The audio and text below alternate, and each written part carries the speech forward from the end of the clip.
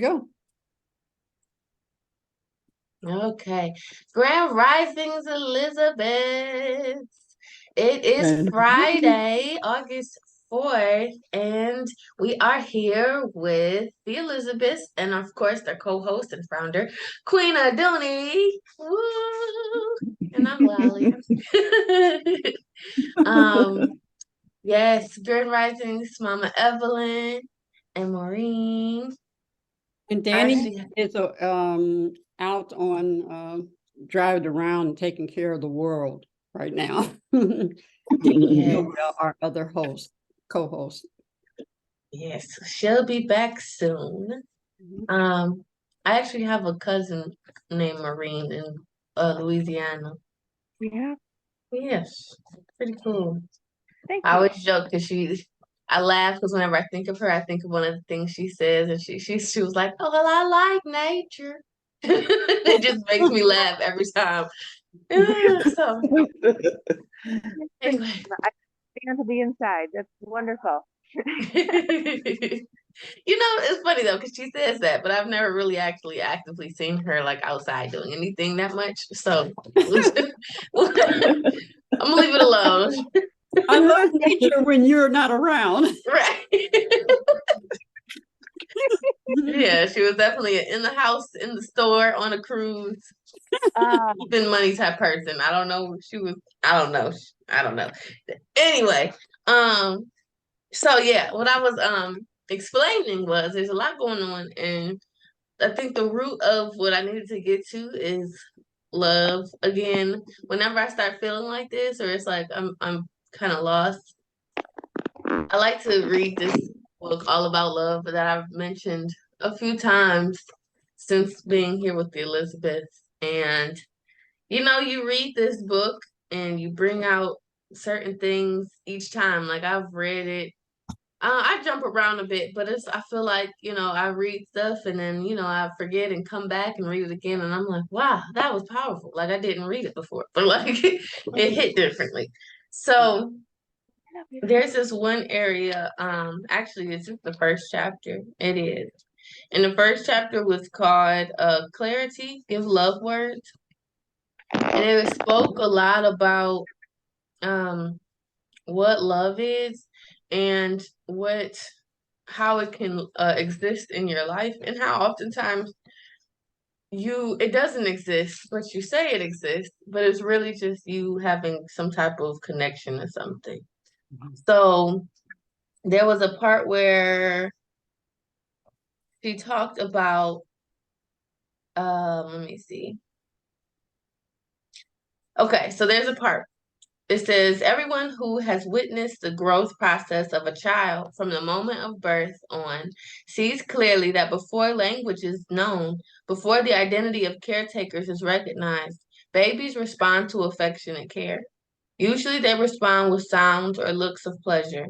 As they grow older, they respond to affectionate care by giving affection, cooing at the sight of a welcomed caretaker. Affection is only one ingredient of love. To truly love, we must learn to mix various ingredients: care, affection, recognition, respect, commitment, and trust, as well as honest and open communication. Learning faulty definitions of love when we are quite young makes it difficult to be loving as we grow older. We start out committed to the right path, but go in the wrong direction. Most of us learn early on to think of love as a feeling. When we feel deeply drawn to someone, we connect with them. That is, we invest feelings or emotion in them. The process of investment, wherein a loved one becomes important to us, is called cathexis. In this book by Peck, it rightly emphasized that most of us confuse cathecting with loving. We all know how often individuals feeling connected to someone through the process of cathecting insist that they love the other person, even if they are hurting or neglecting them. Since their feeling is that of cathexis, they insist that what they feel is love. When we understand love as the will to nurture our own and another's spiritual growth, it becomes clear that we cannot claim to love if we are hurtful and abusive. Love and abuse cannot coexist. Abuse and neglect are, by definitions, the opposites of nurturance and care. And so let me see. Oh, often we hear of a man who beats his children and wife and then goes to the corner bar and passionately proclaims how much he loves them.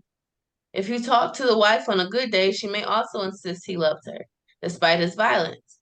An overwhelming majority of us come from dysfunctional families in which we were taught we were not okay, where we were shamed, verbally and or physically abused, and emotionally neglected, even as we're also taught to believe that we are loved. For most folks, it's too threatening to embrace a definition of love that would no longer enable us to see love as present in our families. Too many of us need to cling to a notion of love that either makes abuse acceptable or at least makes it seem that whatever happened was not bad.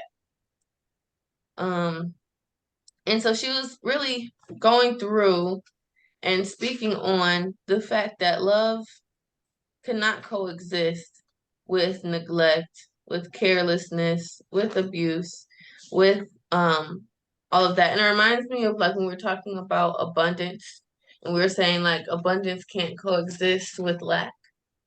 So it's in the same way if you're talking about love and you're talking about having success in that space with your family, with your romantic partner, with your friends, in your business, this love that you have cannot coexist with neglect.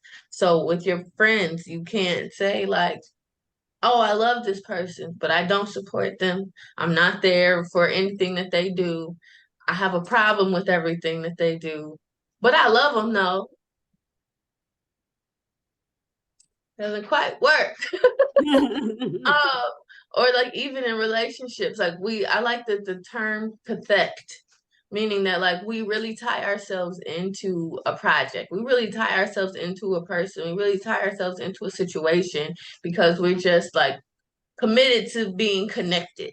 But there's more, you can be connected to people in a lot of different ways, and those are not always good connections.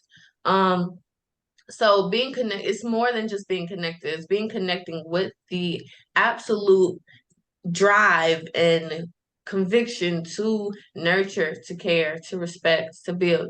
And so I'm speaking on this because like in my personal life, I sometimes find this gray area because I'm such an empathetic person in general. And like I want people to understand and I want to understand other people sincerely in everything that I do, even if it doesn't always appear to them that way. But that's like something I always want to do. And so it's hard for me because a lot of times I connect myself with situations or with people or whatever that may have more dysfunction than they're able at this moment to presently heal from. I don't even know where I'm getting at with this. I know where I'm getting at, but I'm trying to say it in the best way possible. Learning to love myself and figuring out what that looks like is really hard because I want to connect with other people so much. But I have to also figure out what is for my life, what is for my purpose, what is my passion, what do I need to do, and is anything I'm doing distracting from what I have going on for my life. So am I loving or protecting? And I have to think about that on a daily basis. And I have so much going on, and I just want to be there for everybody, but I need people to be there for me. Yes, I think that's what I want to share. That was amazing. That was amazing. Thanks. That really resonated so many things. Except for when you said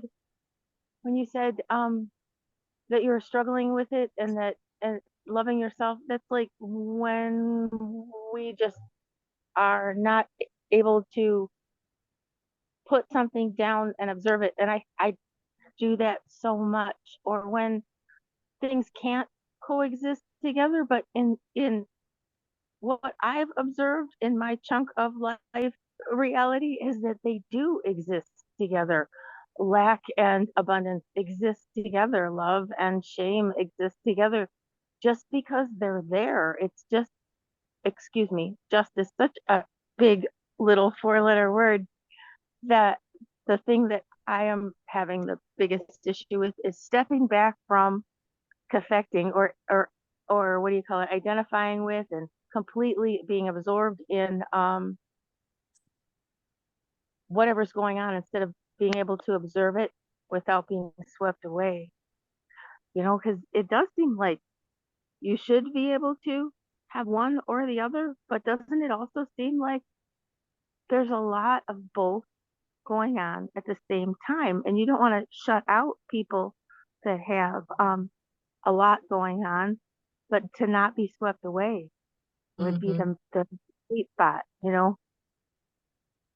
Yeah. Sorry, that was just very powerful what you said. Oh, no sorries. No sorries. This Mm-mm. is a conversation. So in part of that conversation, my question is, those people are your family in particular, because that's usually where the biggest challenge is, especially if you have a big family, right? Mm-hmm.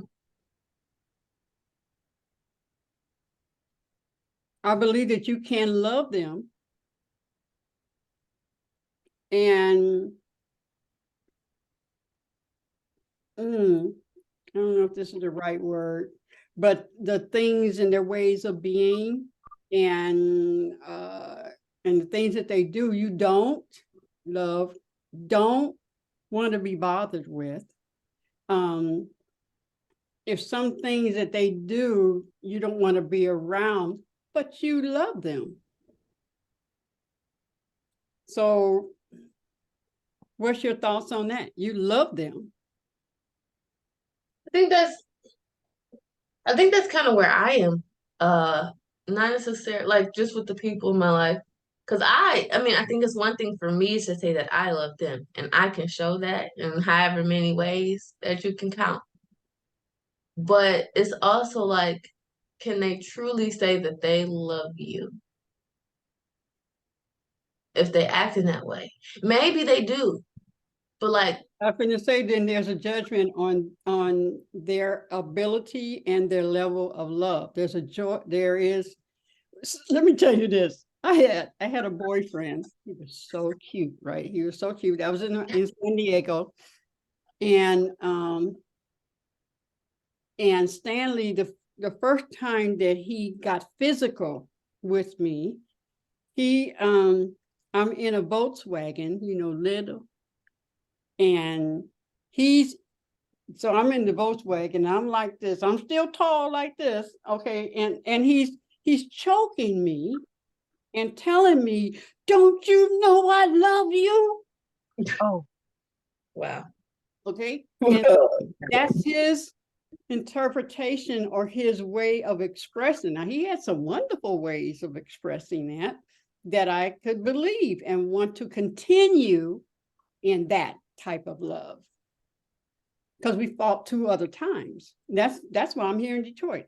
I said, oh no, I got to get out of here because this, So, and I was like, please don't love me. No, Yeah. don't love me. So, yeah. And so one person's love based on their history has been somebody hitting them and somebody this, that, and the other happening. And even if they weren't particularly raised like that, from the love that you have, because, we all love a certain way, right? And then we show that they're attracted to that. And then we see the other side as we go along, right? So it's the whatever way they love is the way they love. Do you have to be bothered or participate in that type of love? Mm-mm. If you're my friend, Lolly, we meet. I like, oh, shoot, Lolly's really, really cool. And then I encounter another side of you that when we was cool, but then, woo, I've had friends like that.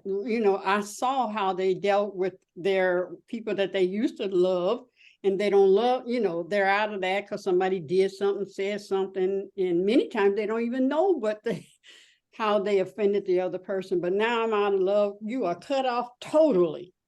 That's how they deal with it. Mm-hmm. And then you're left with, how are you going to deal with that? And yeah, so people's love is shown in different ways to different people. Now, I got to choose how where my stance is going to be first for me, and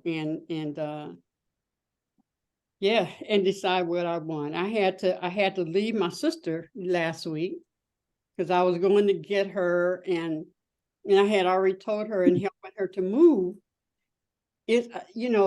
Oh, I forgot this. Oh, and then all of us have to rearrange to deal with her. And this has been since she was a little girl. And it's like, just enough. And when I was sitting there, I'm picking her up. I've taken time out of my day to come and pick her up. And I love my sister. But some ways I don't love. Some of those ways. And I'm looking, because of course she's a mirror, like Star says, she's a mirror to all of us. Because all of us have with her, right? But we love her. But there are some boundaries that I had to set. And I sat there and I said, no, I am not going to sit here. And she's got to know, you don't do that to me. Not anymore. We're not going to go there. You are, or, you got other sisters and brother, and my brother is not like that. He's like, she. So I'm just saying, yeah, the ways we love. When I saw in not conversation, in A Course in Miracles, and it was talking about love. And they were talking about that there are no degrees of love. In other words, everything is unconditional love. Now, getting to that, so we talk about is it Ophelia love? Ophelia, like, what is that word? Different types of love that they have. There's friendship love, I love you this way, or you're my child, so I love you, but I can't stand your ways and stuff like that. But getting to unconditional love, I say, wow, that's a big one. That's a big one. And then loving ourselves first. So I had to say, is this going to be, am I going to feel guilty after I leave? And I had to deal with that. I said, she must know that I'm not going to deal with that behavior. But I love you. I'm not going to deal with that behavior, because then I'm unhappy. And I'll forgive you, but I'm not going to deal with that. So if that's what you choose to do, then I'm sacrificing myself at that point. Mm-hmm. Which is really where the struggle is, in that I want to be with this person. I want to do these things with them, but it's not working. Even to the point of, I've asked you if I did something to forgive me, and you choose not to do that, then I have to deal with that as well. But I love me. And if I've asked for forgiveness around anything that I've done to offend you or whatever, and you don't want to be around me, or you want to continue being the way you are, and that doesn't mean that it's negative the way they are. It means it's not working for you, because you might want more love, more attention in some areas that they cannot, or choosing not, because it doesn't work for their life. Mm-hmm. And then you get to sit with, how do I handle this? I'll put, we'll put this in this drawer. I'll take you out of my bestie and put you in a different drawer, because you don't want to be that for me, or you still are that for me. And we just got to work through whatever this thing is. And sometimes we're just going through life changes, and your life is changing. and they don't want to go to where your life is changing. And it could be a great space, but they could be also being, hurt by that and won't say what that thing is. And you're just kind of out here. And the most important is that relationship with yourself. Mm-hmm. And what do I have to give up or take on for that beautiful relationship to blossom? Yeah. That's a good point. And it's quite interesting because I think, like, in my life, I'm real sensitive. Just sensitive to people's energies, sensitive to people's behaviors. I pick up on things. I think about things. Oh, I think hard too. I be thinking. And that's the thing is like I have to find this balance because for me, because I know this about myself, I have to be in as much of a healthy space as possible. Because when it's not healthy, I will think about it for hours and it'll mess up my entire rest of the day. Yeah. Like I can't focus on what I gotta do. I can't, manage what I need to do for tomorrow, organize myself, like, because my brain literally is like, now this is priority because it's like, oh, something's wrong, something's wrong, something's wrong. And it'll tell me something's wrong, but I got all this other stuff to focus on. So that is, I think, one of the most difficult spaces for me because it's like, well, you can either figure it out, and turn off your empathetic ways, which is not about to happen because I think as sensitive as I can be and says sometimes it can be, a distraction. Also, me being so empathetic is a beautiful thing for the people who come into my life, and I appreciate that more than anything. So I'm not about to just be like, well, I'm gonna turn off my feelings. Like, yes, it doesn't work like that for me.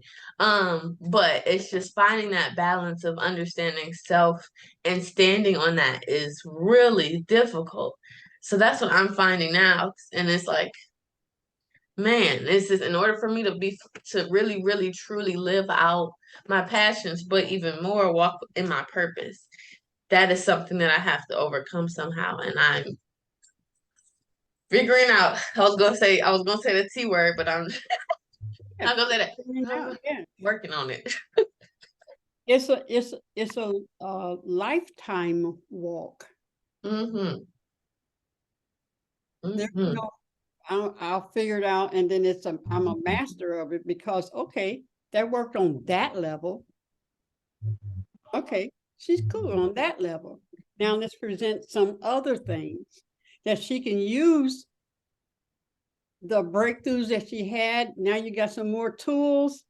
Now another will come through, and then you'll be more powerful. But on every level of life, there are things that we have to shed that don't work for us anymore. It may have worked on that level, but now here's some more stuff or more people to deal with. Now you got, oh no, I know what to do. And then one will pop in and okay, here's another level that I get to conquer, because you will conquer it. But Yeah. Yeah. To be continued.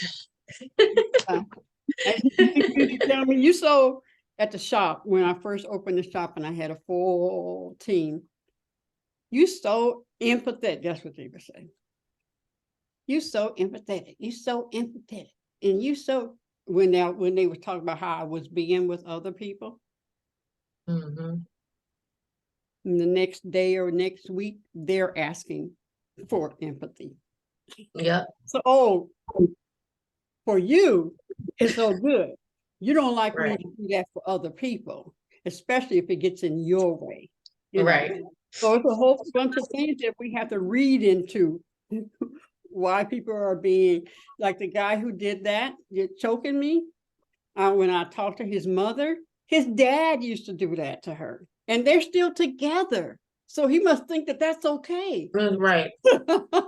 I said, oh, yeah, because when I told his mom, that's when she said, oh, yeah, his dad, we used to fight all the time. He used to fight me. And he was abusive. I said, oh my God, because he was the most one. I mean, he was just, Stanley was just a ball of joy until he started drinking liquor.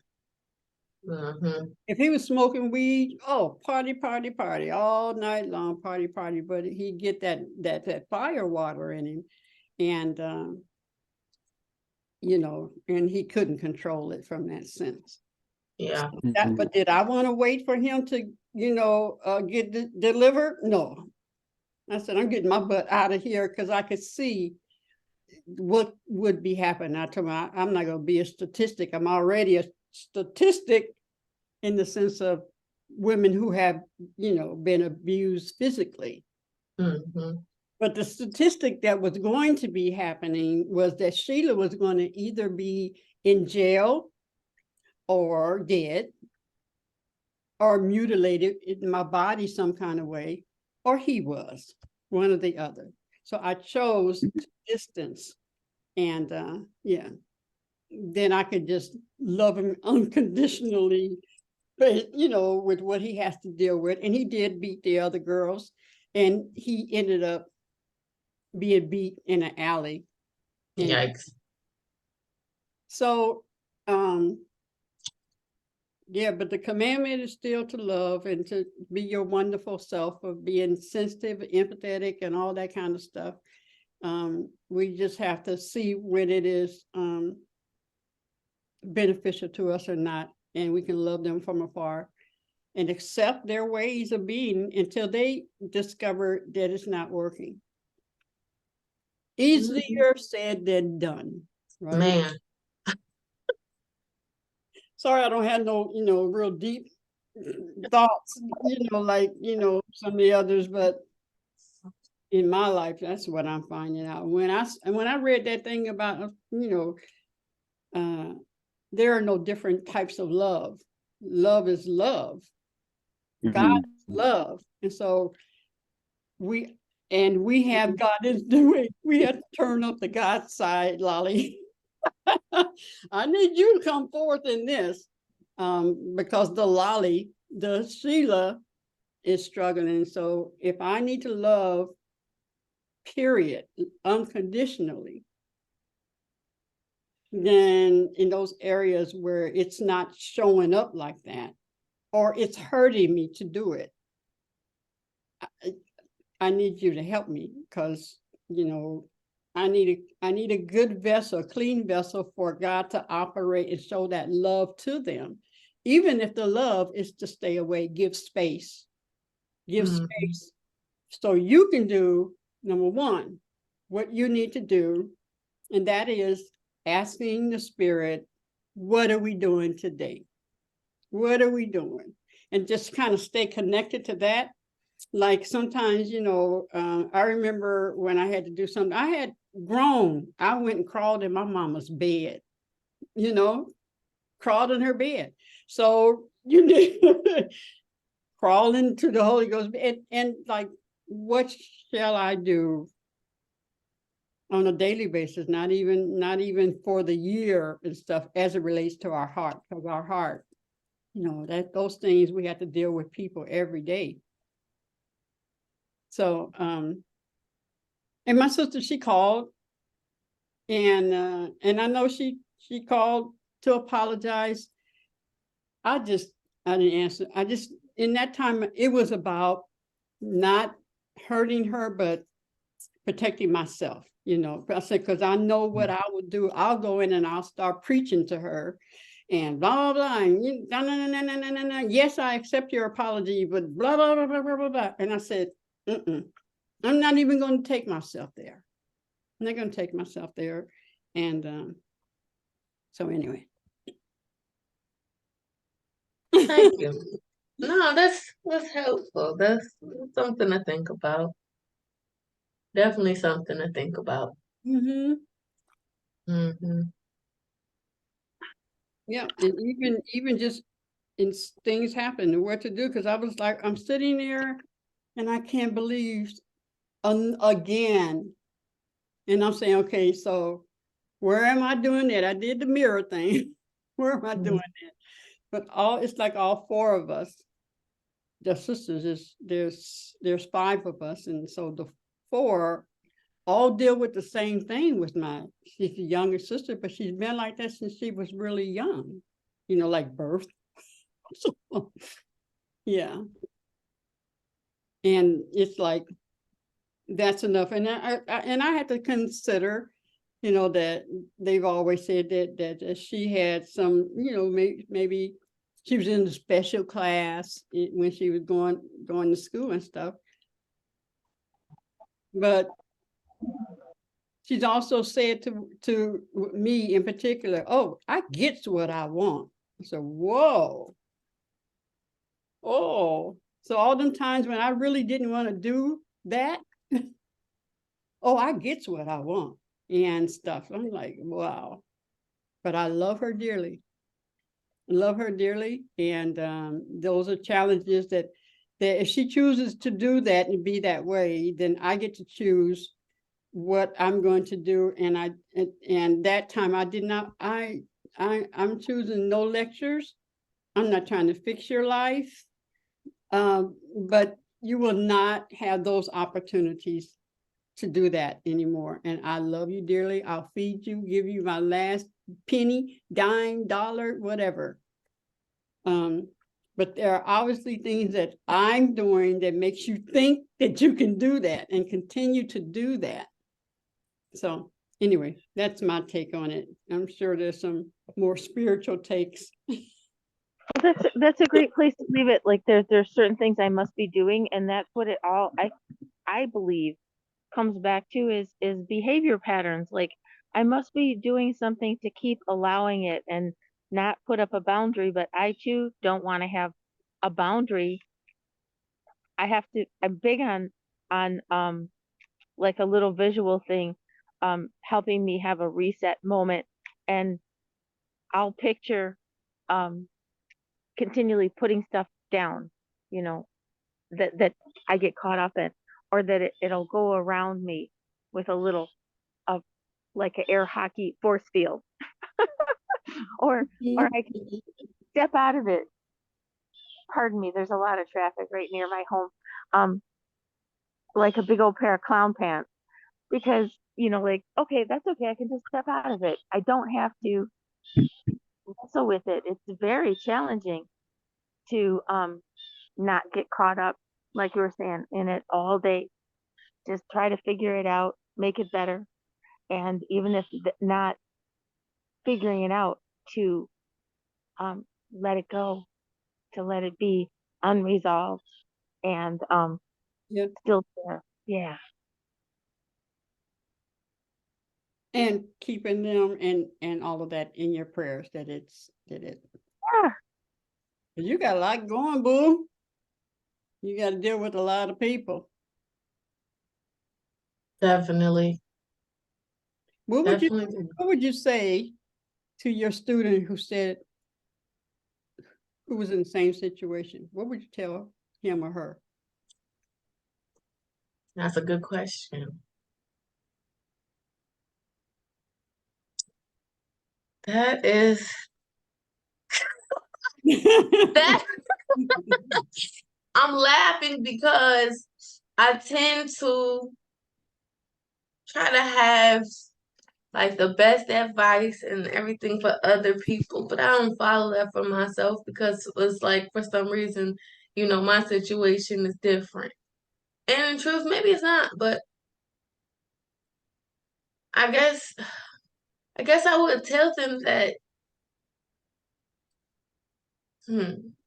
love is more than a feeling. It's more than a feeling, it's also an action. Mm-hmm. And how it's acted out in your life is important. How you acted out and how others acted out towards you. Mm-hmm. And so if there is a point where you feel like this scene is hurting you in any way, then you should reevaluate how you want the next scene to look. Mm-hmm. Mm-hmm. And so I can't really tell someone like what to do in those situations. I can't tell them how to feel because it's a lot to feel. But I would just, I guess, encourage them to further explore what they want love to look like. Mhm. Yeah. And then And and then, you know, in that statement, what is it that you have to give up for it to look like that? And what do Yeah. you have to take on for it to look like that? And how are you feeling, acting, that takes you in an uncomfortable space in your mind? And not that it's their fault, but we are the ones that are reacting to how they are acting. yeah. You know, how where they're being, what they say to us, and how they're not being that we want them to be, right? And so, yeah. Grand Rising, Mama Het. Grand Rising. Okay. Oh, what's the dog's name? This is Gizzy. Hi, Gizzy. Hi, Gizzy. Gizzy. Did Hi, she? Gizzy. Hi, Hi, Gizzy. Pumpkin. Hi, Pumpkin. Like, these people in the computer talking to me.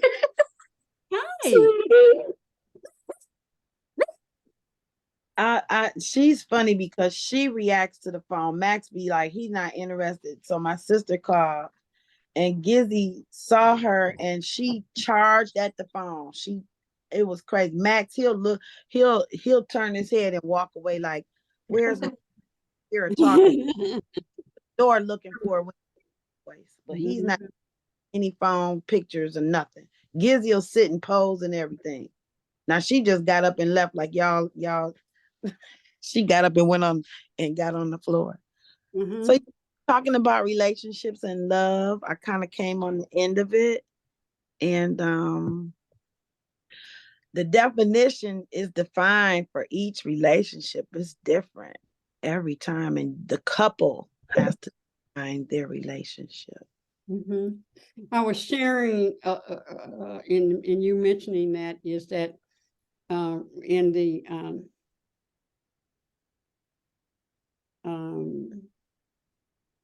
in the Course in Miracles, Okay. there are no differences in the love. Now, I'm glad I'm bringing this up because this makes, I'm discovering this myself. Differences in the love. There, God is unconditional. Now, our relationship and how we express pure love, that's what's required, pure love. So whatever that is, whether you're my bestie or sometimes I can't stand being around you, I still must love you unconditional, to have pure love for you.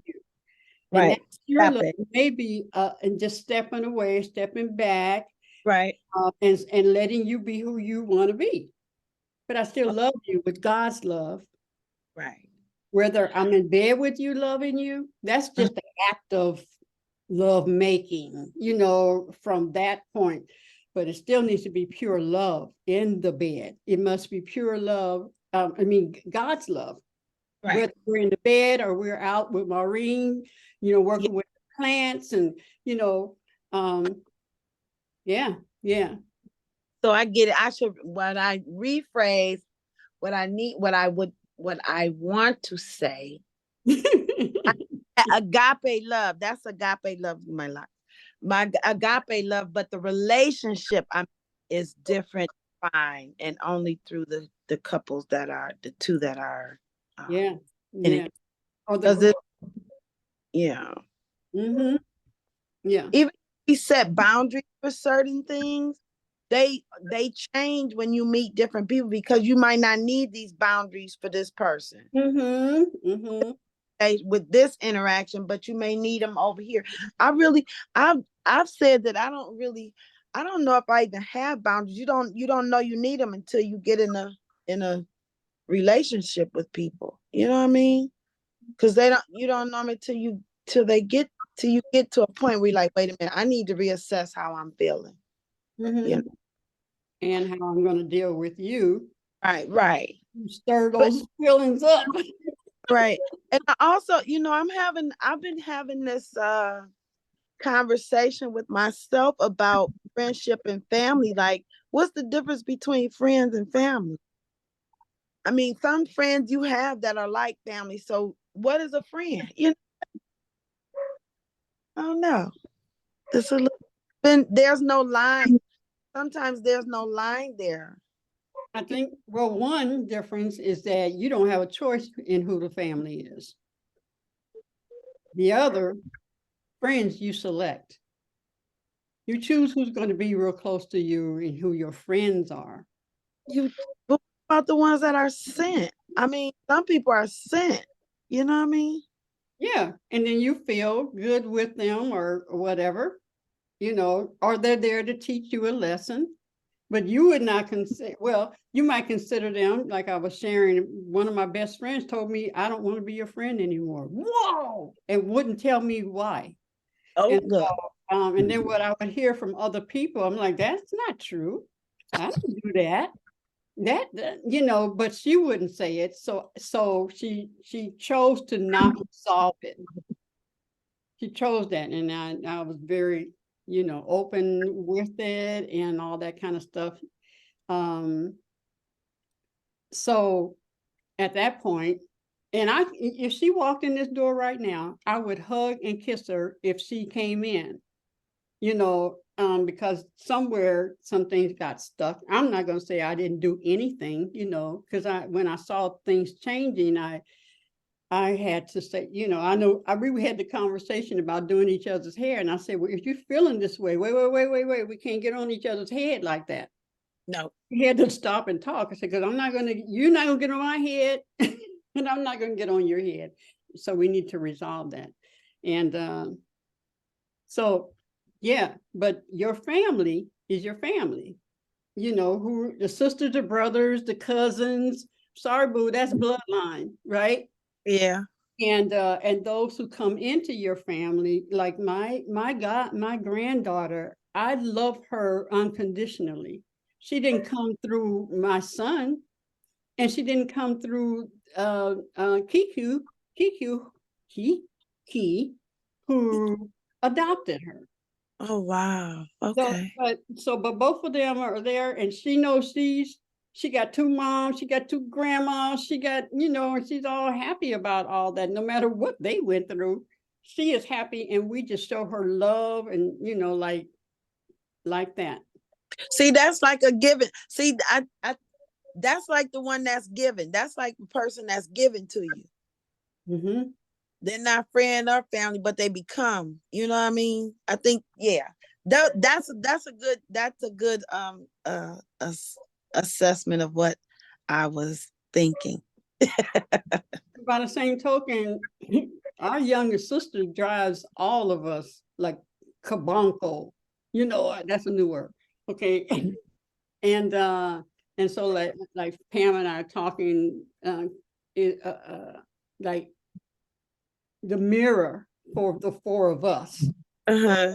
Oh Lord. But we love her, and we get to choose and how we react. And sometimes after that, we're just like, yeah, we wish we can get by that. But what is that we're doing? Why do we have those reactions? Is that agape love? Right. And I mean, that's just a moment, but in that moment, are we showing that? And in that moment, do we need the tough love, make our stand on something? No, because I'm going to tell you, she will come back like I was sharing with them, where she says, oh, I get what I want. Well, and then I'm thinking about all the times when you have inconvenienced me, when blah, blah, blah, blah, blah, blah, blah, blah. But here's one thing, there's nothing she would not do for any of us. Mm-hmm. Wow. Yeah. So, yeah. And people also come into your life to teach you some stuff. Yes. It ain't all wonderful. You're my best friend, but you're still here. And I still have to deal with some things Right. about myself. Yes. I'm the one that get to choose how you're going to be with me, how I'm going to be with you. And if it's not smooth, then there's just that, and then you might get to the point where, no, I haven't talked to her or him in a long time. Right. You see each other and you see they're still the same. He's like, okay, that's why I haven't talked to you in a long time. Right. Yeah. I have um a very dear friend, and there was a moment where her cat had got out or whatever, and I thought I saw the cat one night, and I told her that I thought I saw the cat, and she was like, well, why didn't you go get the cat? And she was pissed for that for a minute. I was like, I'm not getting out my car to jump over the freeway fence to go see, and it was gonna run from you. I don't know the cat like that. You know what I mean? Kind of got upset. Now you took a misstep in your responsibility, and you're gonna gift me a responsibility that I'm not able to handle. I didn't think that was okay. And she was pissed off about it. We're still friends. But that was a yucky moment for me. I was like, why do you get to pass that on to me? I mean, I let you know where I saw it so you could go, but that wasn't mine. I wasn't feeling the cat like that. And then I have another girlfriend. We went to the mountains on a trip, and her best friend ended up, I guess she met us there. And because I got close with her, and I told her, I said, since you're going back to Detroit, you can help us pay for the gas in the car and ride home with us. And my girlfriend, she never talked to her again after that. She got pissed off. It had to be more, because that couldn't just be it. Yeah. But I was like, wow, you would throw a lifetime of a friendship away for a moment. Yeah. Was it because you asked for gas money? She stopped speaking with her because she and I kind of bonded. And I think okay. the girlfriend that rode with me didn't want her to go back with us. I guess now it's because the attention's on the new person. Because it was 3 of us, and we added her to. I mean, she helping on the bill. Why not, pitch in and help each other out? But this is what she said. She said that she never talked to her again, because I asked her another time after that, and she said, no, I still haven't talked to her. And I was like, well, what would make you end a relationship that was that long? Is because, some people I used to be selfish with my friends. I'm guilty of it. I didn't understand it. When my friends started dating, I was like, why you not my friend anymore? We used to spend the night together. But once she started having relationships, now it's different.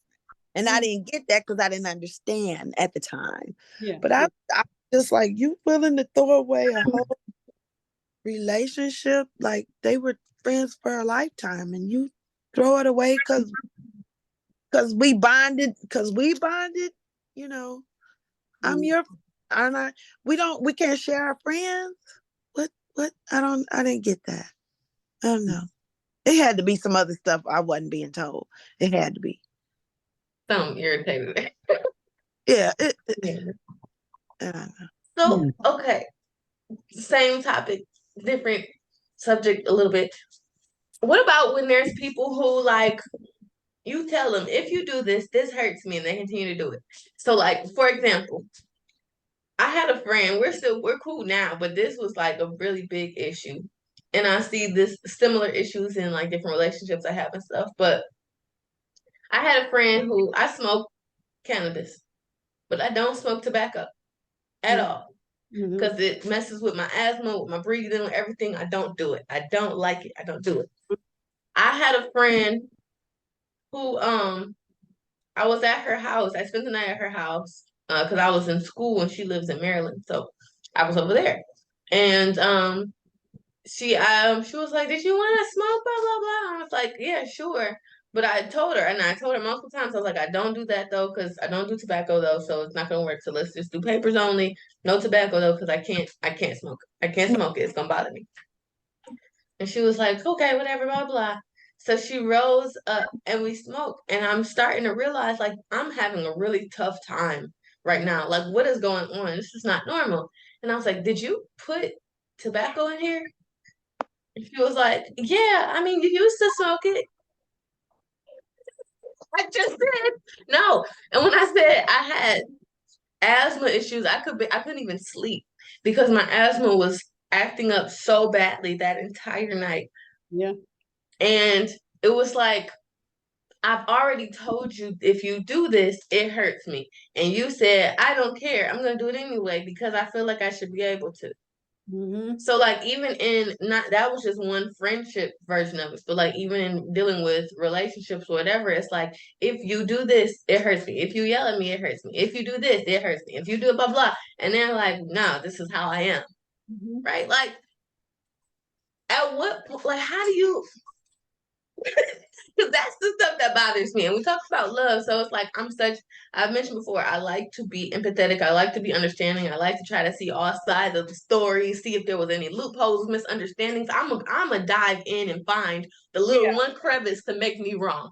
I'm gonna do that. Yeah, But, right. but it's like, where's that? Yeah, yeah. how do you like I'm just trying to figure out how do you handle that? Like what is love at that point? Because I feel like that's not love towards me, but I don't know. I don't even know what I'm asking. That's just one of those things for me. It's bye-bye. Because that becomes like a trust. Now I can't trust you. You Right. know, not purely because I told you about my health and that I don't, you know, blah blah blah. You know, whatever. And you don't even have to have a reason. The thing of don't do it is enough. No is a full sentence, right? And Yeah. and so but love has nothing to do Right. relationship. No, I mean, as far as love, I mean, what God requires is still unconditional love. You choose not to do this or be in this space, blah, blah, blah, but unconditionally, I love you. So all that stuff, all the ways of the heart, you don't want to, you're empathetic, that's beautiful. Don't give that up. Right. You know, don't give that up. Just love them and allow them to be themselves. Just you don't have to be dealing with me from that. And I Right. respect that. You know, I respect, oh, that's how you want to experience life. Then I have to protect myself. And I don't like this because now where I was very open with you, I have to now check you on things, and I choose, and in some instances, I choose not even to be around, so I don't have to check you, but I do love you. God did not require us to be with everybody. Right. That's the love from afar. That's not agape love. That's, yeah. What'd you say, baby? Love from afar.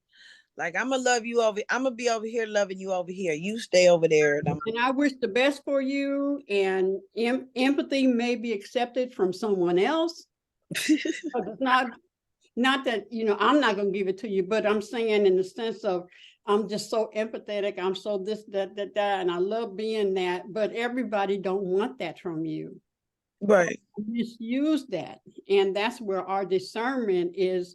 When I read something else about when in conversations with God, where God was saying that we're thinking somebody need to change and be this way, or they're experiencing this and that is not, you know, you're homeless and stuff, but we choose it all. And that's what it takes for them and ourselves to experience life here on this earth, Right. to get and cleanse out and choose and blah, blah, blah. Right. But I still love everyone.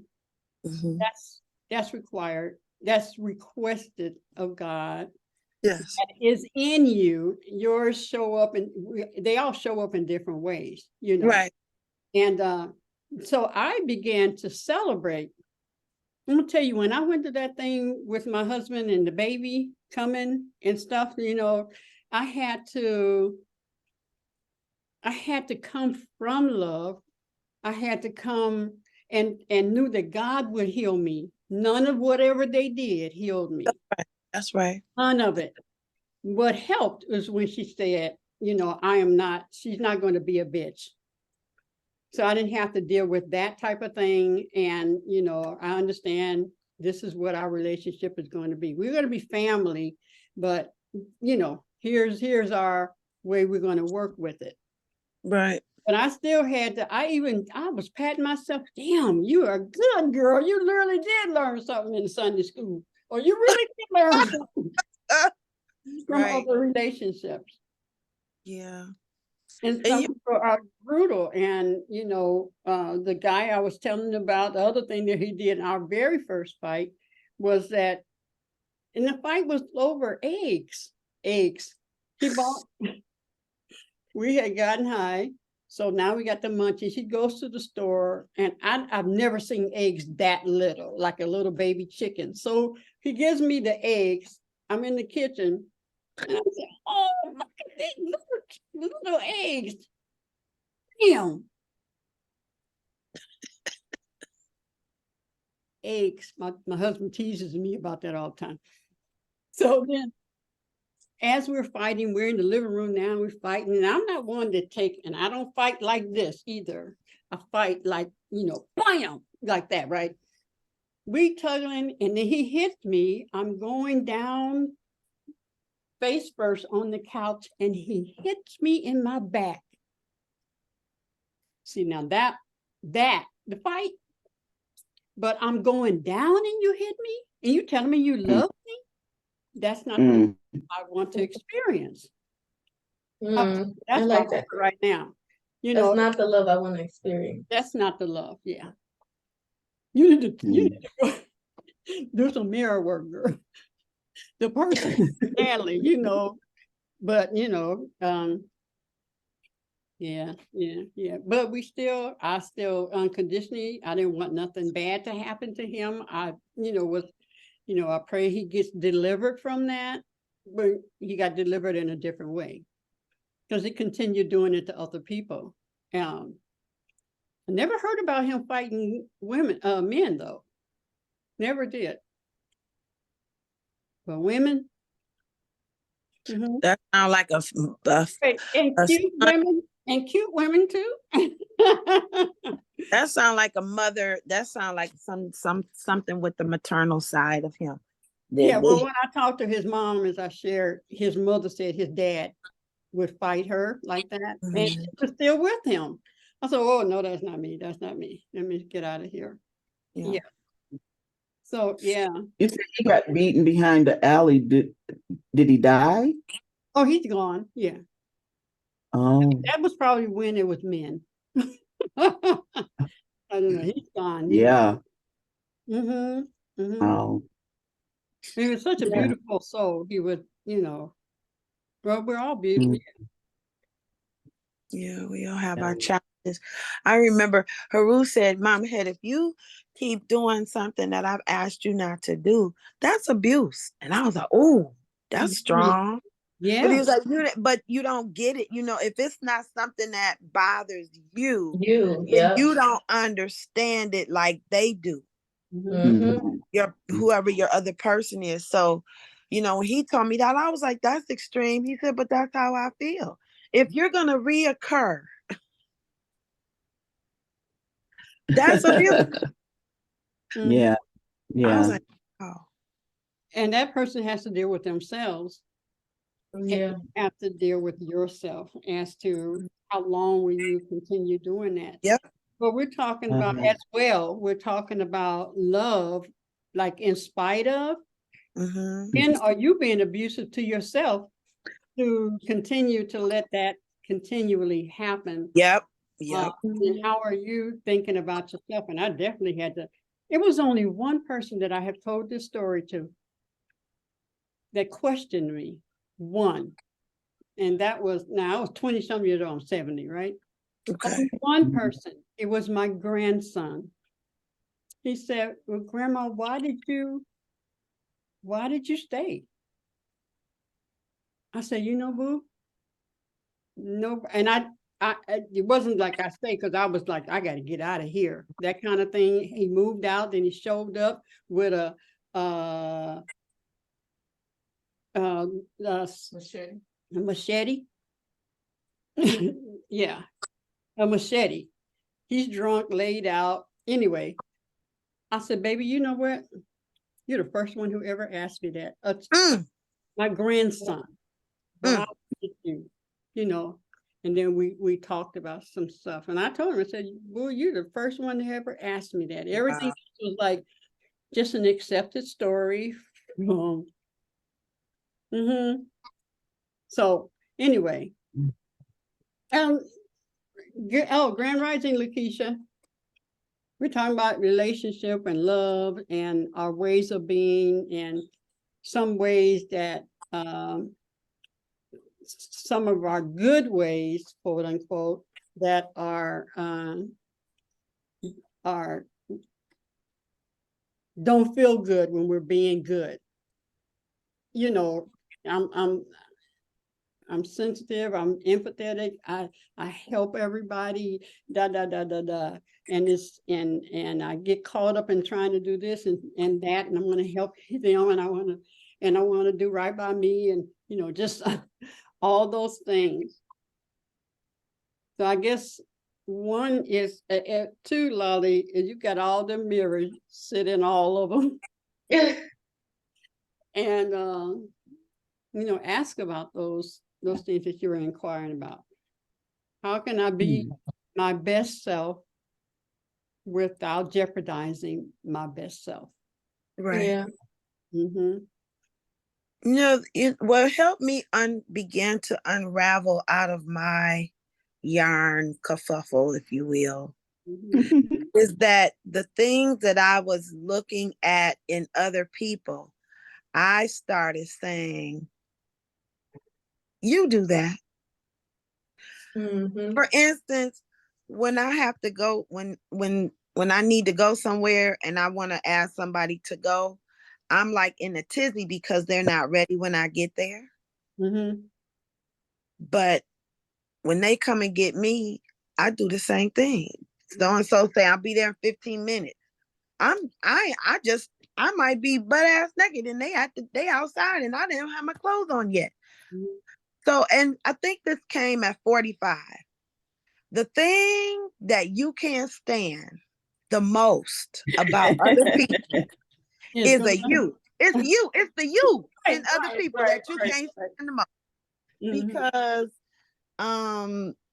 what else is I don't like people push. I don't like people to push me.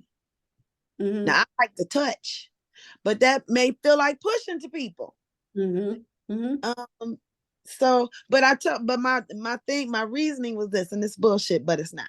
When I'm going somewhere, it's probably because somebody said, hey, I got tickets to go so-and-so, so I got 15 minutes. You know, you got 15 minutes to get down here. So I call a friend, okay, I need you to be ready. So our mind is rushed. So that's why it seems like I'm not doing the same thing. But this, you knew you were going somewhere and you had an hour to get ready. And even when Haru and I are going to go somewhere, I said, Haru, we need to be there at 8:00. So 7:30, I'm getting ready, Haru will get in the shower at the time that we're supposed to leave, that we're supposed to be there. He'll get in the shower. And then let's say 8:10, he's ready to go. I'm running around looking for my shoes or looking for my purse or some keys. He didn't shower and ready to go. And when we get there, the thing wherever we go, it never starts until we get there. So I stopped doing that time. That I had a Gemini tell me, you got to learn how to be spontaneous. And so that went from that relationship from with him to Haru. And I was like, wow, it really, like, even when Tanae and we have to go places and we may have, you know, because of traffic, whatever, life. And we get there and we're a bit late. They'll say, we're not ready for y'all yet. We need y'all to wait 10 more minutes or 15 more minutes. It's crazy how life happens. But yeah, so I learned at 40, I think it was 45. I learned that was one of the crucial lessons I learned. I was like, the things that you most can't stand about other people. I'm gonna start saying it like this. It's the you part. So I've gotten better. But even in my relationship, when things started to change and I was saying, you're not. And I said, back up. You stopped.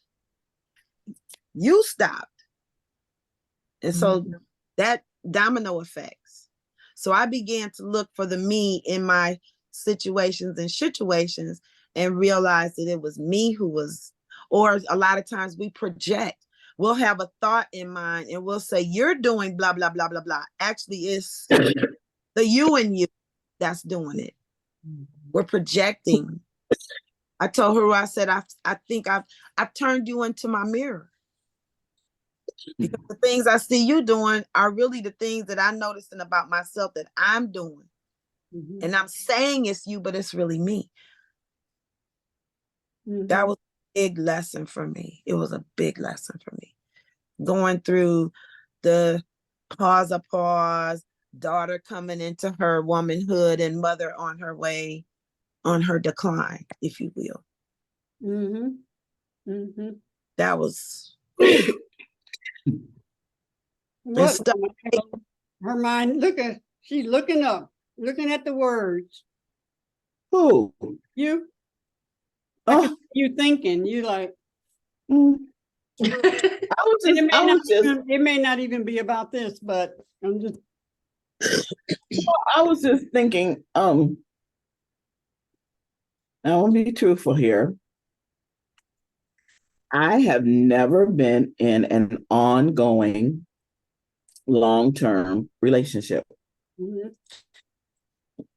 I think I attempted it with Sheena's dad, but he got on my nerves. I mean, he's 10 years and 3 days younger than me. So he got on my nerves. He's a Capricorn like me. And I'm like, oh, it just, you know.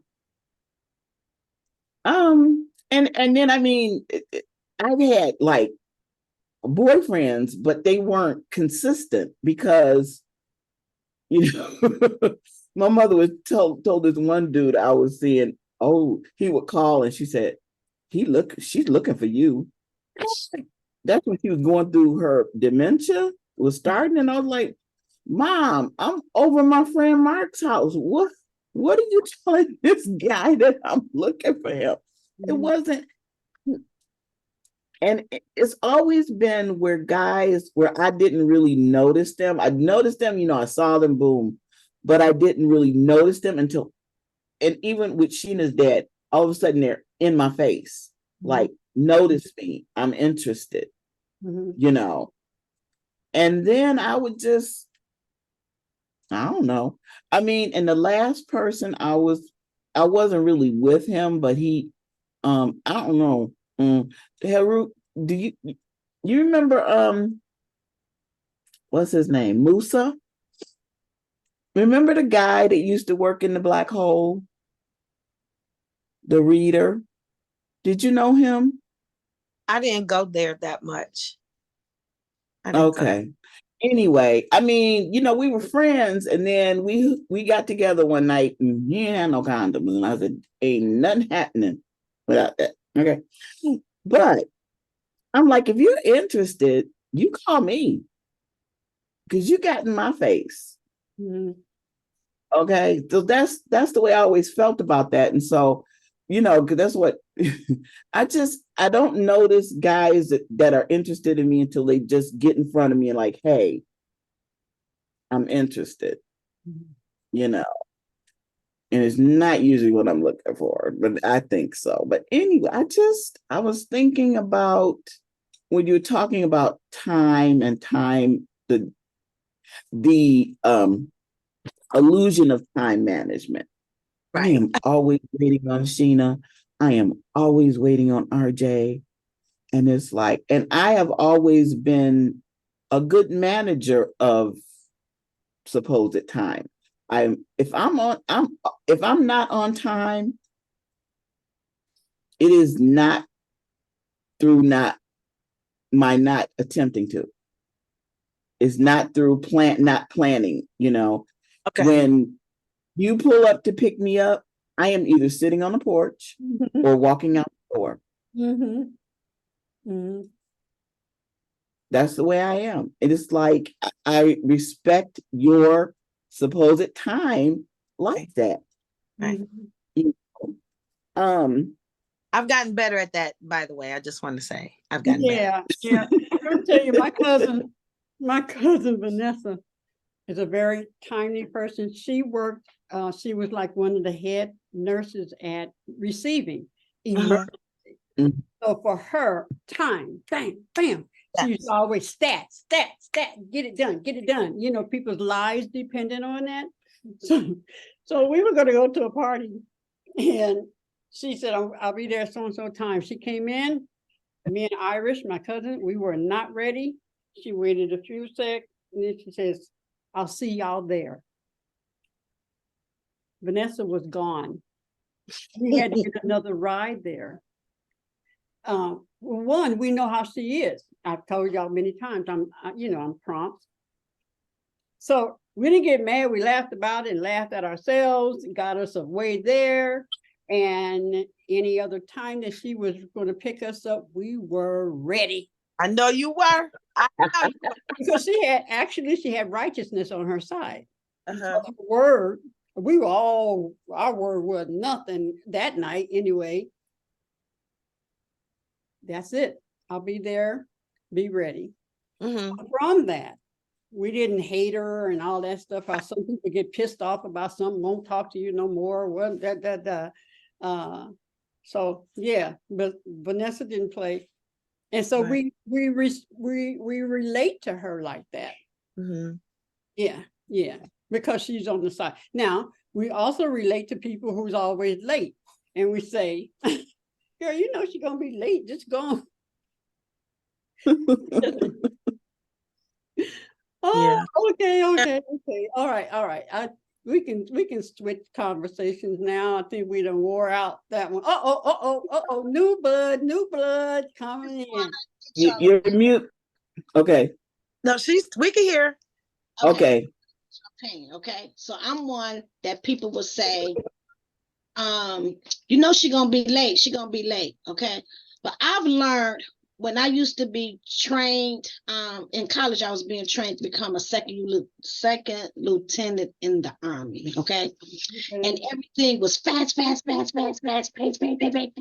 mean, it got on my nerves. So I don't rush for nobody. I Right. live life on my terms. A relative told me that I was very disrespectful if somebody invites me to a outing or something and I'm not on time. Mm-hmm. So I never saw it like that, you know, because people who know me, they know me that I live a busy lifestyle. I might have 3 events or so in one day, and I'm going to try to support every single event. Yeah. A lot of people just be happy that at least I showed up. Yeah. Like, girl, I'm glad you showed up. And, you know, but I didn't look at it as being disrespectful. I Mhm. moved on my own time. Your time is because your event started at this, don't mean that it's convenient for me. Right. Yeah. I don't, it's okay. Your time, you have these, is not maybe convenient for me, but I will show up. Yeah, I might be late, but I will show up. Yeah. But she said she felt like that was just very disrespectful. So I just wanted to know you all's opinion because I've never had a chance to even ask nobody something like that. Mhm. Right. Right. That's how she relates to it. That's all. Right. That's all. Right. And it's simply it. She must be a timely person. And when she invite people, they're always my niece will call when our family throws something. Okay, so you said 7, so because she will be here at 7 or a little bit before. Mhm. And she said, so what's the real time, Auntie? Right. Right. Because she Piamba is going to be on time. Piamba is going to be early. Okay, so I know these people, and but I'll be there. And maybe I'm still waiting on Lakeisha to bring the quiche. Right. But you know, But if Lakeisha knows I need the quiche by a certain time, uh-huh. and Lakeisha should tell me, well, that won't work. I won't be able to get there until so and so. If I'm dependent on if someone's dependent on you, then Right. you want to be respectful and say, well, I can't get there until this time. Yeah, that's Some something. people, it doesn't matter. And some people, it really does. And it can ruin your relationship. So, Yeah. mhm. I Or like to move on my terms. I move the way I want to move. No, nobody tell me how to move. right. I live life on my terms. I've been used to living life on my terms. So I move when I want to move. And you know, who says that you have to be there just because it starts? It's a 4-hour event. Why I got to be there as soon as it starts? And it's 4 hours. Like, why do I have to be there? Because you know. That's where And she's they have the coming from. announcement. And that's We're who gonna start you in 10 mean to more her. minutes. We're gonna start in 10 more minutes. My cousin is the one who gave me the divine order clock. My Yeah. cousin talked to me about divine order. And I just want to go back to what Mama Evelyn said. When you were talking, you were saying, I'm always waiting on Sheena. I'm always waiting on RJ. As long as you tell the universe you always waiting, you gonna always be waiting, Yes. because you're telling the universe Yes. that you know, but you don't know. So what I did was I changed the way I thought and thought. But my cousin gave me the one, divine order. Because sometimes your ancestors will make you late because they didn't want you to be there may be an accident that's gonna happen, and because you was 3 minutes behind, it wasn't you. So those are the types that's why I say life and divine order. And if people okay with it, okay, and if they not, then they'll let me know and I'll move accordingly. Now, and that's just, that's just how you get. I realized the other day I'm just going to implement the same thought pattern I do with RJ. Is you come when you come. This is where I'll be. Mm-hmm. Especially when the time is up to him to be on time. And so with Sheena, I just decided I take a deep breath and I scroll TikTok or I listen to the radio, and I'm like, you come when you come. Mm-hmm. Because their nerves don't be bad, yours will be bad. So now you're learning to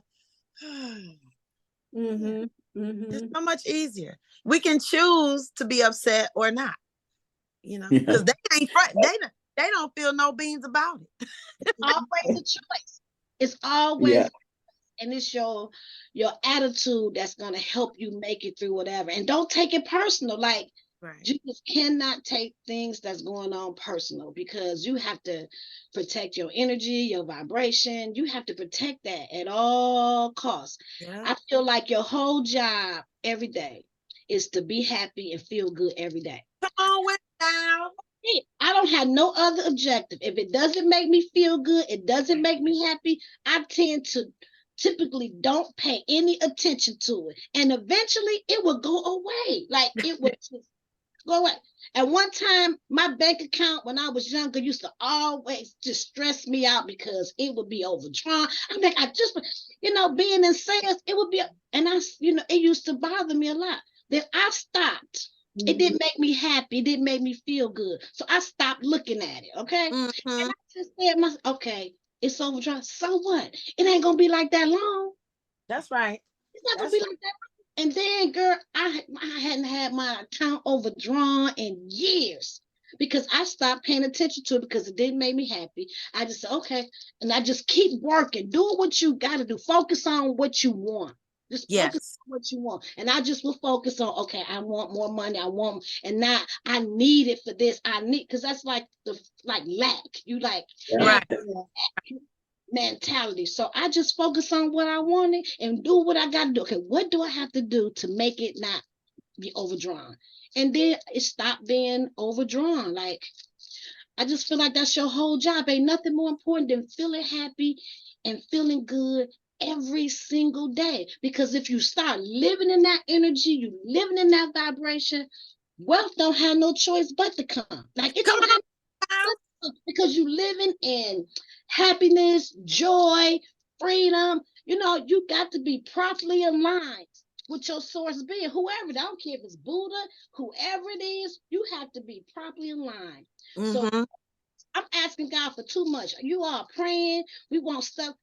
So you can't be into that jealousy, that backbiting, that gossiping and worrying. Because if you worrying, you're out of line. You ain't properly aligned if you worrying. You ain't grateful if you worrying. And that takes us back to, that sounds like agape. I get up with agape for agape days. Unconditional, no matter what life sends you. If we look around, we got all this stuff going on, and we're here. We chose to be here to celebrate life and be grateful. Come on.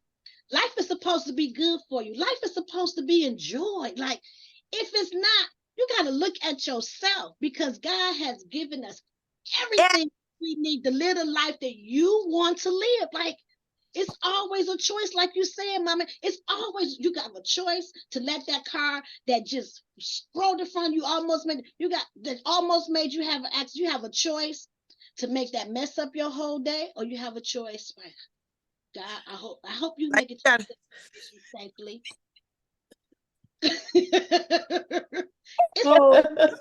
So being a woman of I'm talking to you, Lakeisha. Being a woman of many talents, many people need your service. Like, you got it all going on. How do you accept when people just show up to your things or at your appointments one-on-one, and they show up whatever time makes them happy? How does that work for you? So being a businesswoman, you need your people there on time, blah, blah, blah. Now, of course, you're paying them, so that's a different situation. But some people, even from their job, whatever. So how's that work for you? Because you get what you put out, you get back, right? Correct. So it does have an impact. It could have an impact on a person not on time. Like, sometimes I would used to do collections. They know I'm coming. They wouldn't have their money ready. They wouldn't have, and I'll be on a time schedule because I got to see 20 people in one day, but they didn't have it ready. They did, it does. So I just learned not to take it personal. And then I just learned I'm just saying, I'm blessed. I got favors. So I'll just make the phone call. Mr. I know I said I'll be here at such and such, but I'm running behind. Is it okay if I still come, or do you want to reschedule? So I just learned to not let it stress me out during the day, because I can't live in stress. Okay, yeah. So you put integrity in it. So we are in communication. We're in communication. Whatever that is, yeah. And sometimes I'm not perfect. I've made mistakes, but I've just been blessed that people understand. Right. But what if I'm see you though, Miss Lakeisha? What if I have an appointment at 6 and I don't get there till 6:30 and I ain't called or nothing? I just learned it comes with the territory. Like, it's just when you're dealing with a lot of people, it just comes with the territory. I done showed up so many times, and they didn't even show up. They didn't call. They didn't say nothing, and I done wasted my gas. I done did so many times. So it just comes with the territory. I just don't take it. Okay, it is what it is. Okay. So you can choose to get pissed off about it. Right. So, like, for example, one lady, she done paid this gentleman she paid for his transportation for Medicare. She paid for his transportation. She even bought him lunch. Everything. And the man did not sign up. Even though she did something else that she wasn't supposed to do that she did. She did all of this, sat him in front of me. We were sharing a lunch, and he got up. He said, I'm not changing nothing. She was so furious that she called him and said, you were wrong. You were disrespectful.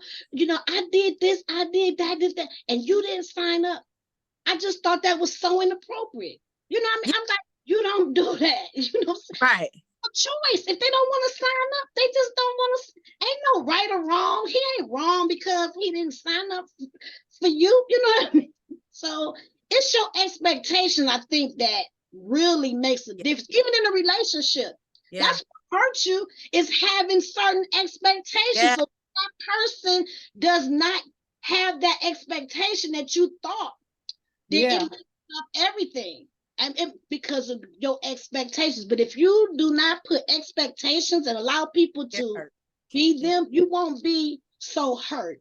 Yeah, That's they call that um That's a- unwritten contract.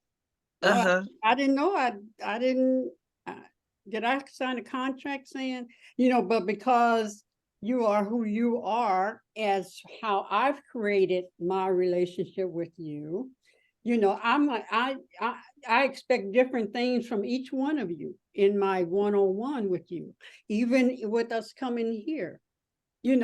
Like if certain things we want, oh, where's Rev? She's not here. We need that type of answer, or the Sheila all around the way, and then an answer that you might can pick up on Jerry Street, or like, because I done went all these streets to get to this answer. And so everyone, yeah, it's all different. Then Right. we get to practice forgiveness. Then we get to practice mirroring. Then we get to practice and always on a different level. Well, No. Mama had talked about like agape love. Like, what is agape love? Like, it's hard, and I'm growing, from being in different relationships. Is that we don't own no one. No one. You have to, if you really truly love them, you have to let them explore life the way they feel that they need to explore life. You know what I mean? Like, it's maybe a hard pill to swallow if they're not really going by your expectation. I mean, we Right. human, so we do have a lay of ground, rules on maybe what our relationship is, but we really truly don't own anyone. No, ma'am. So you really should allow people to truly be their authentic and divine self. Yep. And that shouldn't be taken away from you either. Right. Yeah. Yeah. But I mean, and not but, and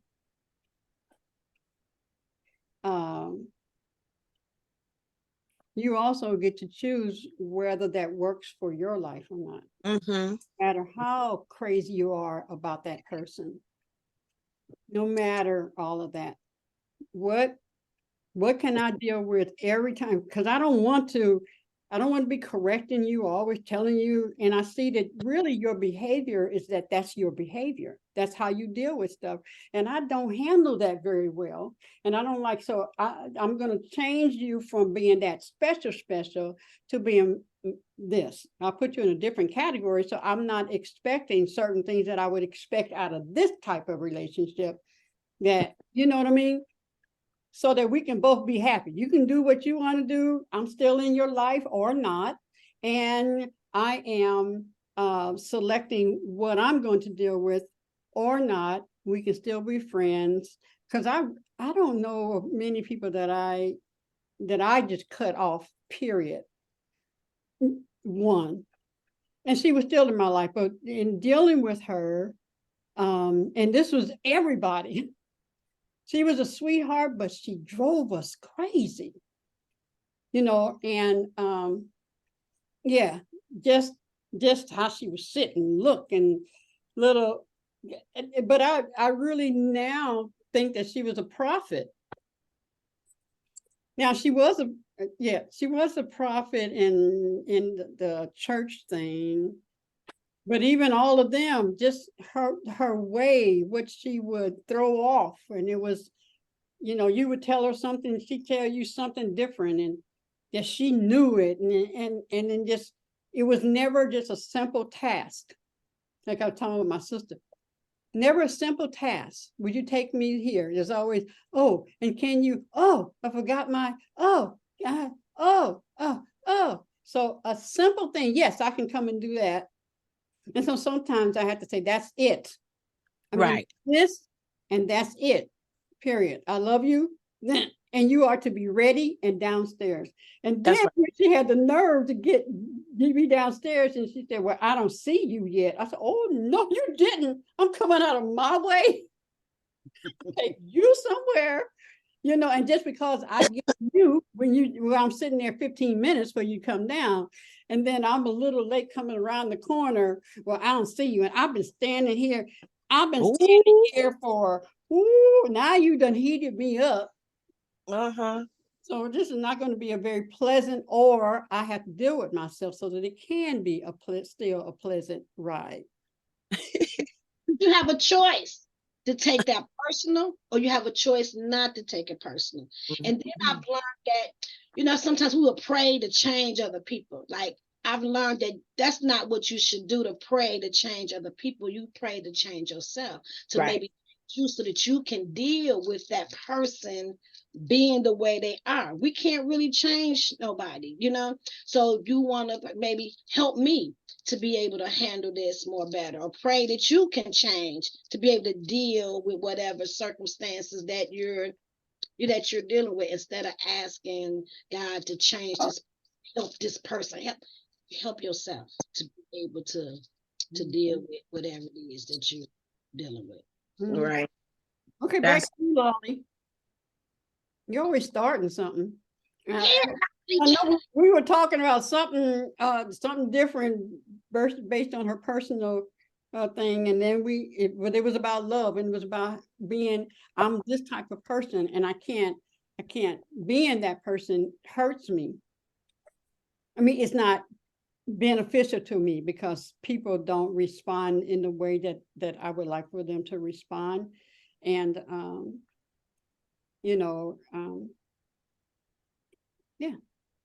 that goes along with that expectation. That's when you Yeah. get, when you have certain expectations on people. So right now, like, nothing surprised me. Like, nothing surprised me. Mhm. And so with the person who I'm dealing with, I don't have no expectations. When you're dealing with somebody that is a narcissist to the third power, you just have to either deal with or learn them. Like, you learn them. So now I know the tools and techniques that that person does. So now I know how to respond to those tools and techniques that he does. So now what used to bother me don't bother me no more, because here we go. I see it. I'm sorry, it's not funny. It just But I'm just saying. So I've learned. It's easier for me to deal with somebody who I've learned and know the manipulations. I see the manipulation coming. I see I see, you know, and for me, it's kind of because I'm a thinker and I love challenges. It's kind of challenging a little bit, Mhm. but they say if you're dealing with a narcissist that you're supposed to run. They like run, like you're not supposed to. And you just don't have the expectations, because they will hurt you. Like, they will hurt you. I don't care how strong you are, how smart you are, how professional you are, and you know how you think that you just smart. They tell you that they will. They're gonna find it. They're gonna find it in They you. will they gonna find the button. weigh you down. You know, they will kind of, like, you know, weigh you. So that's a whole new thing that was for me, because I never dealt with a narcissist. That's a whole conversation that one day we could probably talk about, knowing the signs, especially dealing with a relationship, because you got women narcissists and and it's really real. Even though people are throwing that word around, Mhm. you know, like a fad, but it really is a real thing. And if you don't know what you're dealing with, it can really, you know, lower your self-esteem. It can really have a lot of effect on you mentally if you really don't know what you're doing, or know the tools, the techniques, and, you know, the terms love bombing. What is love bombing? You know, like, I've learned so much by doing. You know, I had never been What is love bonding? You said bond or bombing? love bombing. Okay, Love. what's that? So love bombing is when this person makes you feel like you is everything. Like, there's no other person but you. And they just do everything from flowers to just love bombing you, making you feel like you just, woo. You know, so they got you so happy your booty clapping. Yeah. You know, and he just saying all the right things. Making all the right moves and everything. Woo, to begin it. So that's called love bombing. And that's exactly what happened to me. Like once God had revealed to me, this is what you need to do. Because I've heard of narcissists, but I never, really dealt with one. You hear the word, but I never like studied it or really know what it was. But God told me to do that. And so once I was like, wow, this man's, I started learning. And I'm like, that's exactly what happened. Love bombing. Then they won't move really fast. And they just, so that's what love bombing is. Wow. Well, RJ's dad is, Sheena's definition of a narcissist. And so about this time during the summer, RJ be like, I'm ready to come home. This man, he was calling his mom, saying, Mom, can I come home sooner? So yeah. And the kids, his bonus brother and sister, and they wanted to sit down with him and discuss his behavior. And then they looked at each other and said, no, it wouldn't work. Oh, but he's ready to come home. I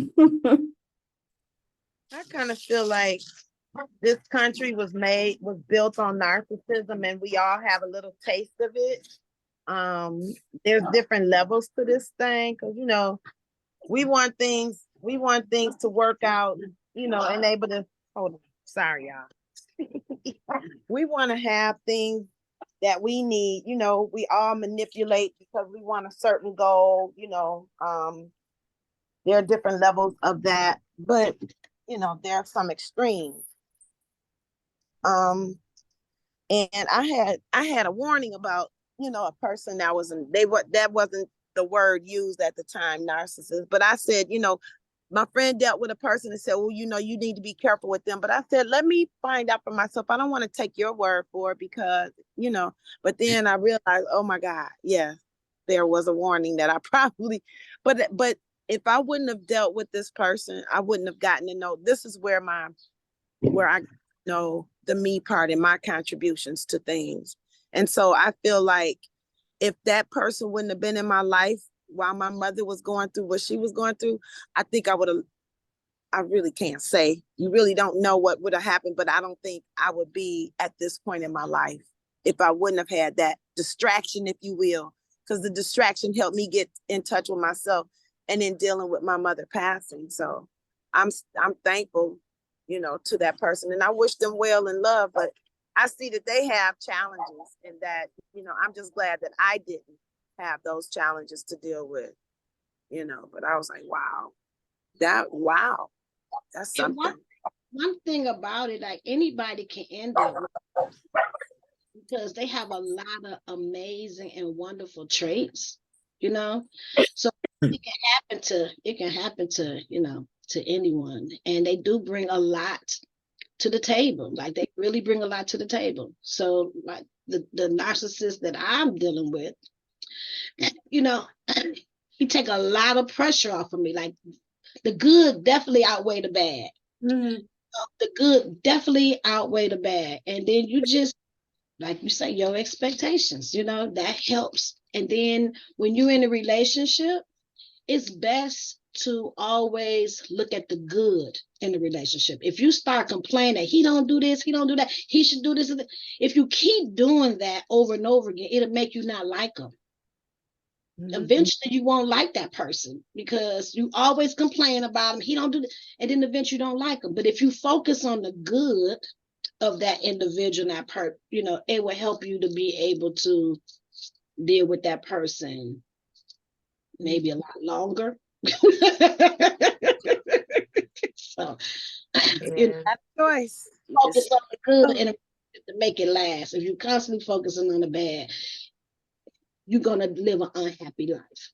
If you being with this person and that's all you're doing is thinking about the negativity and what he don't do,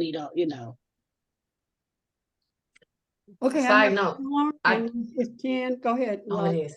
Oh, I just wanted to just to share that there is a personality disorder related to narcissism, but it's basically a condition which people have unreasonably high sense of their own importance, and that can be like when you're talking about love, you got to be selfless to love properly. Yeah. And I think a lot of people struggle with that, and I think I deal with that with out of people sometimes too. And so the one thing that I love about narcissists is they allow you to reevaluate when you are selfish. Because it's like, wow, you are so like you only think like the world revolves around you and like your whole perspective is just you. Like maybe there's someone else over here who thinks something completely different about the same situation. Give it some thought. Give it some thought. Not no pressure. Because now you're getting irritated because I'm telling you to think outside your own world. But give it some thought. But yeah, so I just wanted to just kind of bring it all back around and say a lot of times, and especially for me, I can only speak directly for me, but I have seen with other people, and you love and you want to love and you have those expectations as other people and all of that stuff. And then maybe sometimes that other person or those other people or that family member, that friend, whatever, just doesn't see the world outside of their own self, out of their own mind, and they can't love you properly because in their own head they think they're doing what they got to do, and you don't have Right. it right. Right. Because So they're unaware. Yeah. And yeah, properly is properly to who? Because there's a song where the girl talking about she can't love you like I do. That. And I'm like, how do you know what he needs may not be all those perfections and stuff, she just likes a birthday party. She likes dainty things, and it's easier for me to please her than it is to please you. Ooh, there it is. So yeah, it's okay. So here's my song for the day: joy and peace, hey, okay, sunshine and grace. Oh, Joy Dun, dun, and dun, peace, dun, dun, dun. Dun, dun, dun, dun, and dun, dun. sunshine and grace. Come on now. Hey, yeah, so we're gonna rock on that today. The joy and peace bring sunshine and grace. yes. Well, I really had something different planned, but you know what? Joy and Peace. bring sunshine and grace. Dun, dun, dun, dun. That's the song. So now when we hear Frankie Beverly singing that, I'm Be different. boy. We ain't gonna talk about pain and rain and all that stuff. We talking about joy and peace, bring sunshine and grace. So that being said, I love you all. Mama Head, anybody? I know you said you have a lot of events.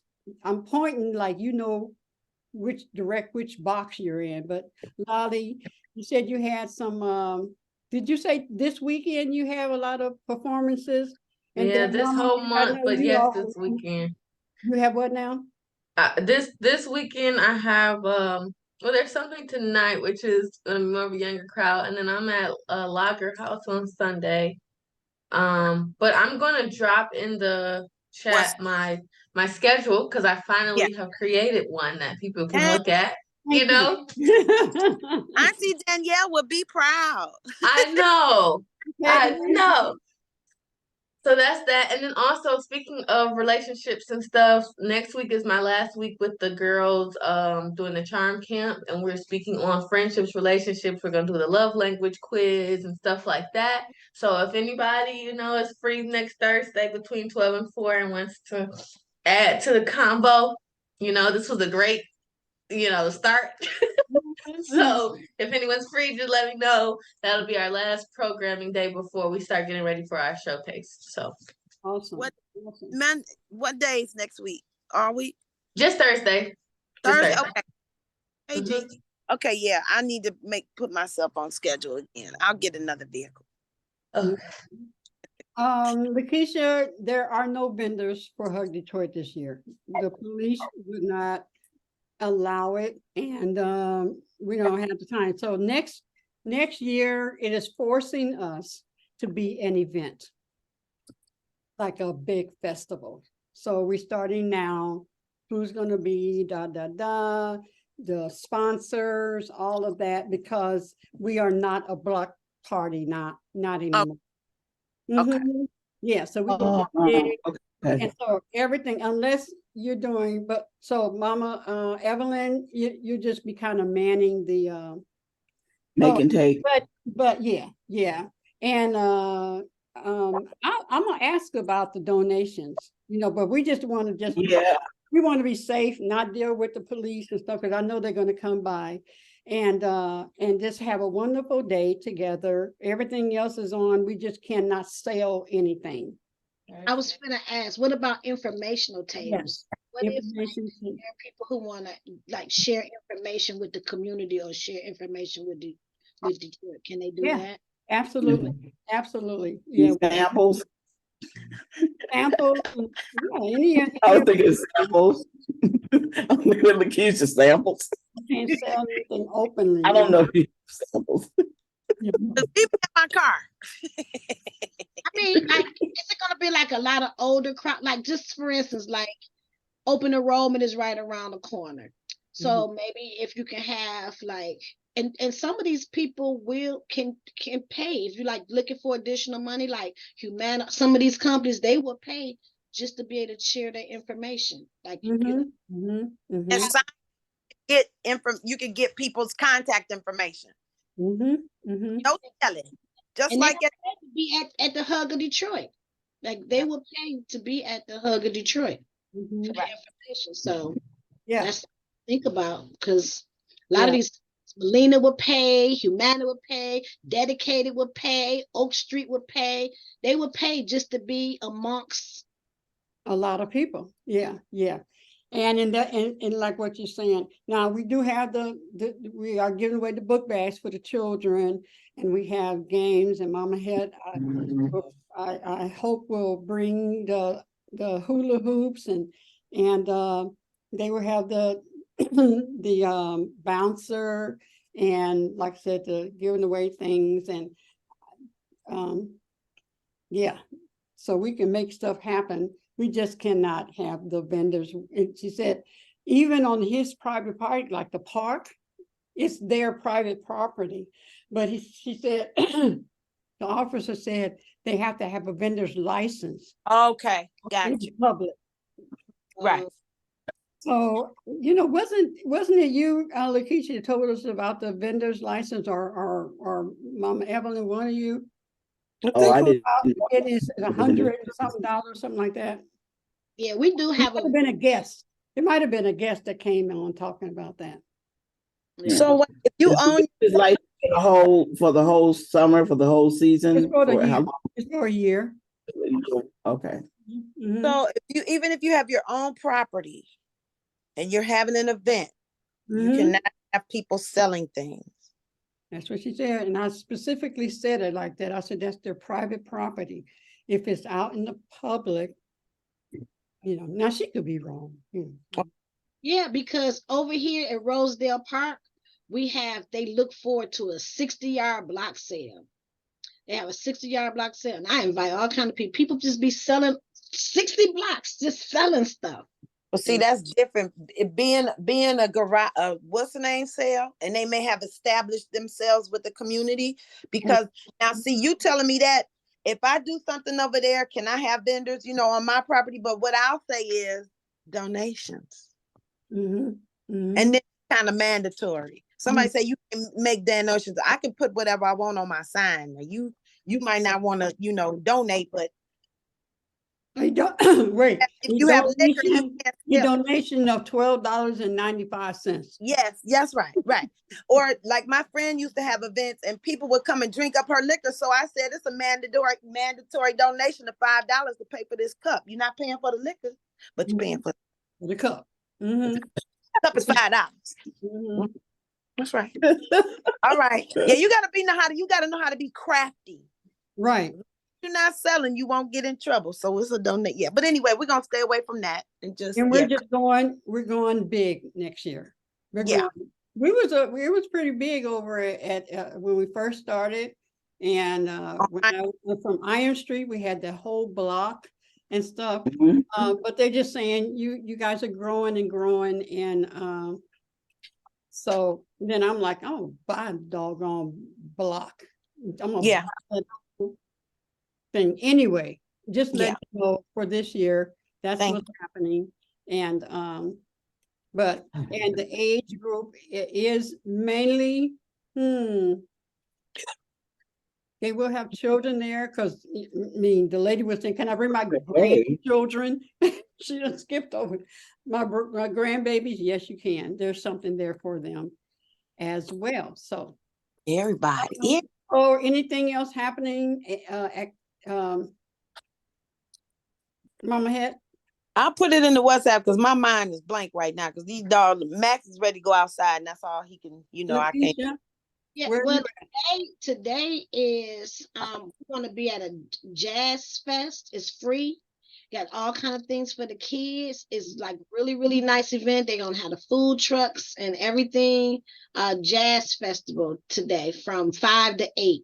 And they Where? like really nice. We're Where? gonna on Chicago. It's off of Chicago Sign Park. I have never heard of the park, but I can put it in the WhatsApp Okay. address off of Chicago, so it's not far. And then this weekend we have 2 long events. This guy, I think it's like a food truck festival. Hungry Man. Gorgeous, huh? Is it Hungry Man or no? Something else. No, I don't know. This guy, he bought a park for his parents. Oh, okay. He made a park for his mom and another park for his father. But every Tuesday he have a jazz in the park that's free that I never knew anything about, but it be live. Where's this? On Burgess, yeah, Burgess. And I what? have sent it to you. Right near Linden and Burgess. I don't know what they call that little area, but At a community name. you would never know. It's kind of like hidden, but everybody know about it. Stuff about me. I didn't know about it. But Okay. we didn't. We're about to know about it. All right, hug yourself, give yourself a lot of love. Be patient with yourself and be kind Yes. to yourself of all the goodness you want to give, but they don't want your goodness in the way you want it. Somebody gonna pick it up. Somebody gonna pick it Somebody's going to be grateful. up. Somebody. The world and sprinkle joy and peace so they have sunshine and grace in their life. Sunshine and grace. Joy Joy and peace. You know what? We need to take that song, yes, write it, and I love Frank mixing from Beverly. I'm going to his concert on the Change 19th. the words. Where? Right. Oh, right. He's going to be here when? On the 19th. I love I love this it. this month on the 19th. Yeah. I mean, but where, Where Lakeisha? at? Where? I believe what they call it, Aretha Franklin I something. can say that's down the street. Shane Park. I mean, I don't Aretha even have to Franklin. drive. I just walk out the door. Okay, Pam, you gonna go going to Frankie Beverly with me? Look, is it Aretha Franklin downtown or Aretha Franklin Cafe or is it? Oh no, it's gotta be the But amphitheater. they do outside in the lot, but they need bigger. That's Shane Park. Yeah, we talking about Frankie, and we gotta have room to dance. Yes. You're the hustle. I'll be outside. And Pete. Brings sunshine and grace. That's where the long tickets come in. We gotta change the this verses and stuff. We're not doing no more pain. We're not doing that, okay? Yes. All right. I love y'all. Love you all. Love you. Take care.